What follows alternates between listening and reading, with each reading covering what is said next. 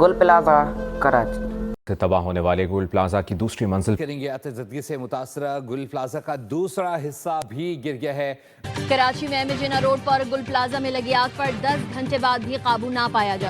کراچی کے گل پلازا میں کراچی میں قیامت خیز منظر، گل پلازا میں لگنے والی آگ جو ایک پھولوں کی دکان سے بھڑکی،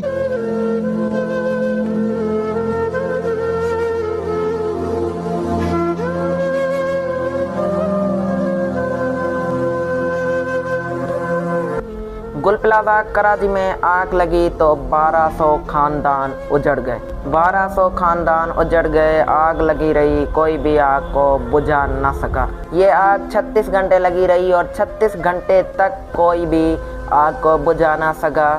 400 کروڑ روپے کا لاس ہو گیا، 400 کروڑ روپے کا نقصان ہو گیا۔ جن کی وہاں پر دکانیں تھیں ان کو نقصان کا تو خیر ہے، لیکن جانیں کہاں جائیں گی؟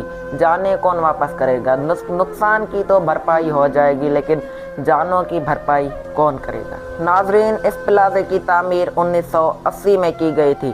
جب 1980 میں یہ پلازا بنا تب اس میں صرف 1000 دکانیں تھیں، لیکن ٹائم گزرتا گیا، وقت گزرتا گیا اور دکانوں کی تعداد زیادہ ہوتی گئی، اور جب آگ لگی تو اس پلازے میں 1200 دکانیں تھیں، 1200 خاندان اجڑ گئے، کوئی بھی آگ کو قابو نہ کر سکا۔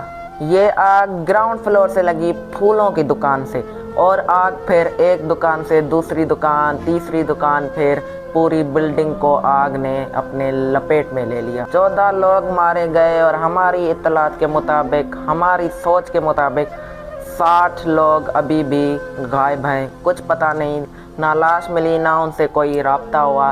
60 سے بھی زیادہ لوگ لاپتہ ہیں۔ سندھ کے وزیر سعید غنی کہتے ہیں کہ 59 لوگ لاپتہ ہیں۔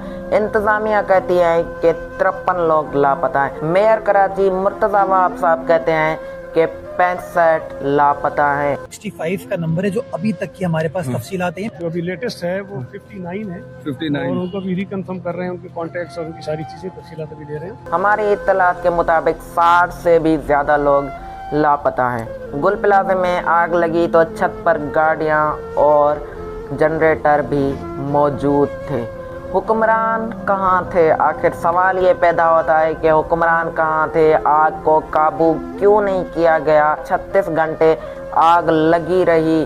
جی بالکل، آگ تیز ہوتی گئی اور کئی زندگیوں کے چراغ بجھا گئی، کئی گھروں کے چراغ بجھا گئی۔ آگ ایک دکان سے دوسری دکان، دوسری سے تیسری دکان، پوری بلڈنگ کو لپیٹ میں لے لیا۔ لیکن کیسے؟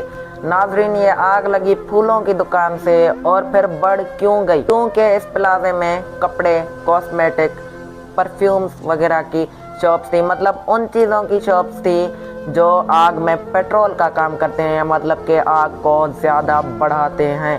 آگ بڑھتی گئی، دھوئیں نے آسمان سے آ کر دیا اور چیخ و پکار نے فضا لرزا دی۔ رمضان چل پہ لوگ بے روزگار ہو گئے، لوگ اندر مر رہے ہیں۔ اب 10:13 پہ جو واقعہ ہوا ہے، کم سے کم بھی 11 بجے کے بعد گاڑی 2 شعبے داماد کی وہ جل کے خاصر ہو گئی ہیں اور انہوں نے اپنی جان بچائی ہے۔ ناظرین، خبریں یہ ابھی آ رہی ہیں کہ کچھ لوگوں کی باڈی کا DNA ٹیسٹ کروانا پڑے گا تاکہ ان کی پہچان ہو، مطلب کہ آگ نے ان کو اتنا جلا دیا ہے۔ اور سوشل میڈیا پر ہمیں کچھ ایسے آوازیں، ایسی فون کالز اور ایسے میسیجز بھی دکھائی دیے کہ میں اندر ہوں، مجھے بچا لو، یا پھر مجھے معاف کر دیجیے گا، مجھے لگتا ہے میرا بچنا مشکل ہے۔ جو افراد باہر آ گئے مشکلوں سے، ان کا کہنا ہے کہ ہم مسجد کا دروازہ توڑ کر باہر آئے ہیں۔ جو ہمارے ساتھ تھے مسجد کے گیٹ سے، ہم نے مسجد کا گیٹ توڑ کے باہر نکلے۔ باقی جو لوگ اندر پھنسے ہوئے اس میں لیڈیز بھی شامل ہے، بچے بھی شامل ہیں۔ اس میں کوئی شک نہیں کہ زندگی اور موت اللہ کے ہاتھ میں، بے شک زندگی اور موت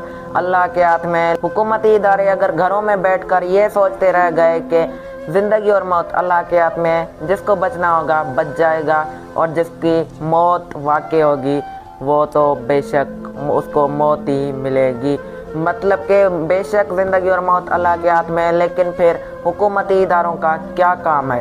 ان کا کام ہے کہ وہ کوشش کرے، لیکن وہ کوشش نہیں کر رہے تو پھر ان کو حکومتی اداروں کی سیٹوں پر بیٹھنے کا कोई हक नहीं है। आग के शोले बिल्डिंग को अंदर से कमजोर करते गए और पहले बिल्डिंग का पिछला हिस्सा जमी बोस हुआ और फिर अगला हिस्सा भी गिर गया। गुल प्लाजा जहां आज तिजारत नहीं, कारोबार नहीं, बल्कि राख, आंसू और कुछ सवाल बाकी रह गए।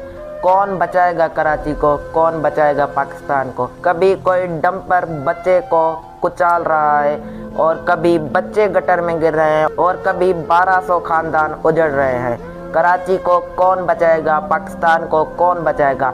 कराची का और पाकिस्तान का तो अल्लाह ही हाफिज है। खैर, मुझे दीजिए इजाज़त। शुक्रिया, अल्लाह हाफिज।